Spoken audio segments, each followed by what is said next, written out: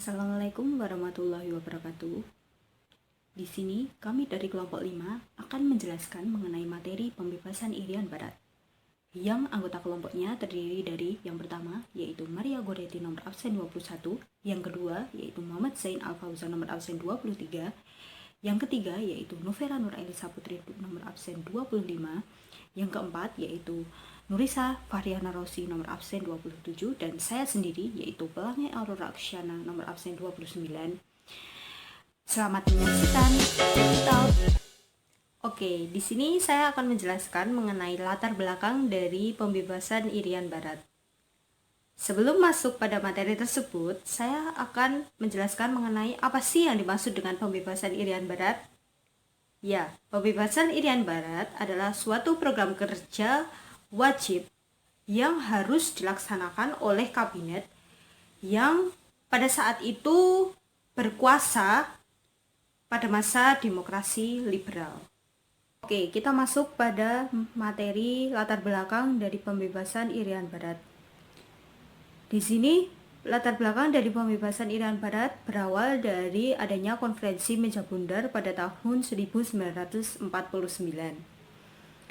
KMB memutuskan bahwa masalah Irian Barat ini akan diselesaikan setelah 1 tahun penyerahan kedaulatan. Namun hal tersebut terus saja ditunda oleh pihak Belanda. Mengapa Belanda terus menunda dari penyerahan Irian Barat? Karena alasan dari Belanda sendiri terdiri dari 3 alasan, yaitu yang pertama, Irian Barat merupakan wilayah yang kaya akan tambang.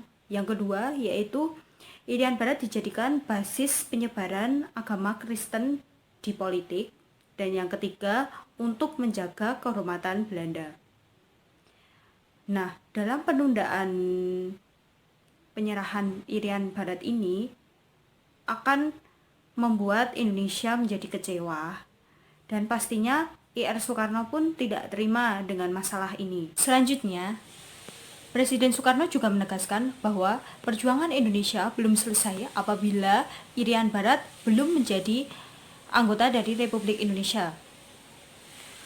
Lalu pada sidang umum PBB, perwakilan dari Indonesia yaitu Subandrio menegaskan bahwa Indonesia akan melakukan konfrontasi dalam bidang ekonomi, politik, dan militer yang digunakan untuk merebut Irian Barat dari Belanda. Saya Nurisa Fahriana akan melanjutkan materi dari Pelangi Aurora. Yang kedua ada perjuangan pembebasan Irian Barat. Yang pertama dilakukan dengan cara perjuangan diplomasi. Perjuangan diplomasi ini dilaksanakan pada tahun 1954 sampai 1957. Terjadi beberapa konferensi. Yang pertama pada April 1954 terjadi konferensi Kolombo. Kemudian dilanjutkan dengan April 1955 diadakannya konferensi Asia Afrika yang mendapat persetujuan dari beberapa anggota dari konferensi. Pemerintah Indonesia akhirnya mengajukan masalah ini ke sidang umum PBB, namun mengalami kegagalan karena tidak mendapat persetujuan dari 2/3 peserta yang hadir. Yang kedua, ada konfrontasi politik. Pada 1956, secara sepihak Indonesia membatalkan perjanjian dari KMB. Dan Indonesia juga menggalang Persatuan Rakyat untuk turut memperjuangkan pembebasan Irian Barat. Kemudian pada 17 Agustus 1960, Indonesia memutus hubungan diplomatik dengan kerajaan Belanda. Yang ketiga, ada konfrontasi ekonomi. Konfrontasi ekonomi dilakukan dengan cara membatalkan pembayaran utang-utang Belanda serta memindahkan komoditas pasar dari Rotterdam atau pelabuhan utama Belanda menjadi ke Bremen atau ke Jerman.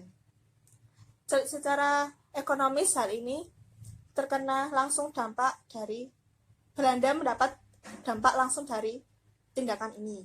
Yang keempat ada konfrontasi militer. Konfrontasi militer dilakukan dengan cara pembelian senjata dari negara barat khususnya Amerika Serikat. Tetapi rencana ini gagal kemudian dialihkan ke negara timur khususnya Uni Soviet.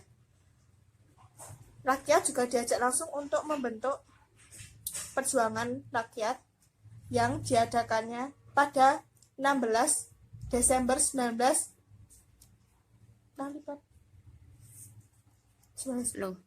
Pada 19 Desember 1961 diadakan rapat raksasa di Jakarta yang menghasilkan Trikora, yaitu Trikomando Rakyat, yang terdiri dari 3 rencana. Yang pertama, pembebasan atau pembatalan bentukan boneka Papua.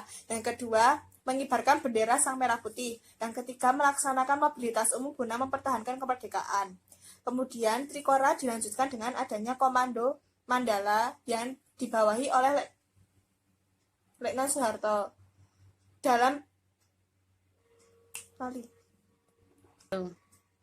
Kemudian pemerintah Indonesia menyusup ke Irian Barat melalui jalur laut. Dengan torpedo boat, pemerintah Indonesia berhasil menyusup, tetapi digagalkan dengan bertemunya kapal Belanda. Maka di Laut Aru terjadi perang antar kapal Belanda dan kapal Indonesia. Di sini juga ada pahlawan kita yang gugur yang bernama Yos Sudarso yang gugur bersama kapal Macan Tutul. Ya, sekian dari saya. Materi selanjutnya yaitu konferensi persetujuan New York yang akan dilanjutkan dengan persetujuan New York yang akan dijelaskan oleh saudari saya, yaitu Dwika Entriana. Terima kasih. Maria Goretti Dwika Entriana akan melanjutkan penjelasan yang disampaikan oleh Nur Safariana. Konfrontasi antara Indonesia Belanda berhasil menarik perhatian seluruh dunia. Sekretaris Jenderal PBB pun kemudian meminta bantuan Ellsworth Bunker, seorang diplomat dari Amerika Serikat, untuk menjadi penengah di permasalahan ini. Ellsworth Bunker kemudian meminta Belanda untuk menyerahkan Irian Barat kepada Indonesia melalui perantara PBB dengan United Nations Temporary Executive Authority atau yang biasa disebut UNTA. Selain itu, Bunker juga meminta kepada Belanda untuk memberi kesempatan Irian Barat untuk mengusulkan pendapat untuk menjadi satu dengan Indonesia atau memilih untuk memisahkan diri. Kemudian Ellsworth Bunker meminta Indonesia dan Belanda untuk mengadakan perundingan dari Maret hingga 15 Agustus 1962 di Virginia, Amerika Serikat, yang kemudian mengeluarkan Persetujuan New York. Persetujuan New York kemudian menghasilkan sebagai berikut. Selambat-lambatnya pada tanggal 1 Oktober 1962, pemerintah sementara PBB atau UNTA akan datang ke Irian Barat untuk menyerahkan secara resmi pemerintahan Irian Barat dari Belanda kepada Indonesia. Yang kedua, pemerintah sementara PBB akan menggunakan tenaga Indonesia. Yang ketiga, pasukan Indonesia yang berada di Irian Barat akan tetap berada di Irian Barat namun berada di bawah pemerintah sementara PBB. Yang keempat, angkatan perang Belanda akan berangsur-angsur dikembalikan. Yang kelima, akan ada lalu lintas bebas di antara Indonesia dan Irian Barat. Yang keenam, pada tanggal 31 Desember 1962, bendera Indonesia akan dikibarkan di samping bendera PBB di Irian Barat. Yang ketujuh, pemulangan rakyat sipil, Belanda dan militer harus selesai selambat-lambatnya pada tanggal 1 Mei 1963. Pada tanggal 1 Mei 1963, UNTA yang diwakili oleh Dr. Jalal Abdo menyerahkan secara resmi pemerintahan Irian Barat kepada Indonesia yang diwakili oleh Sujarwo Condronegoro. Setelah itu, Indonesia wajib melaksanakan penentuan pendapat rakyat atau yang biasa yang disebut PEPERA.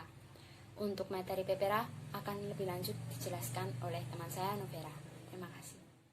Selanjutnya adalah pelaksanaan penentuan pendapat rakyat atau sering disebut PEPERA. Salah satu isi Persetujuan New York pada tanggal 15 Agustus 1962 adalah melaksanakan penentuan pendapat rakyat di Irian Barat. PEPERA di Irian Barat ini akan dilaksanakan pada tanggal 14 Juli sampai 4 Agustus 1969 yang akan diatur oleh Brigjen Edi Wibowo dan diawasi oleh perwakilan PBB Fernando Ortiz Sanz.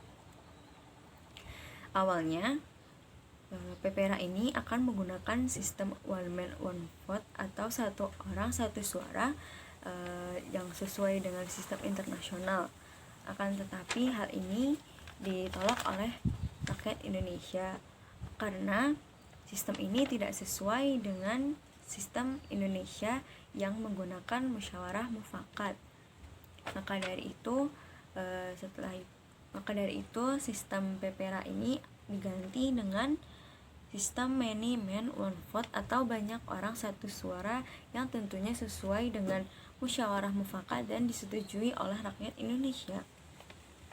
Setelah menentukan sistem PPRA yaitu many man one vote, setelah itu akhirnya Dewan Musyawarah PPRA dengan bulat memutuskan bahwa Irian Barat tetap menjadi bagian negara Republik Indonesia.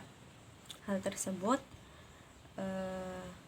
akan disampaikan ke sidang PBB ke-24 yang akan dilaksanakan pada tanggal 19 November 1962. Hasil tersebut akan disampaikan ke sidang umum PBB oleh perwakilan PBB yang ikut ke sidang PPRA tadi, yaitu Fernando Oresanes. Terima kasih teman-teman telah menyaksikan video pembelajaran dari kami. Semoga materi yang kami sampaikan dapat bermanfaat dan mempermudah teman-teman untuk belajar di rumah. Tetap di rumah dan tetap jaga kesehatan. Dadah. Wassalamualaikum warahmatullahi wabarakatuh.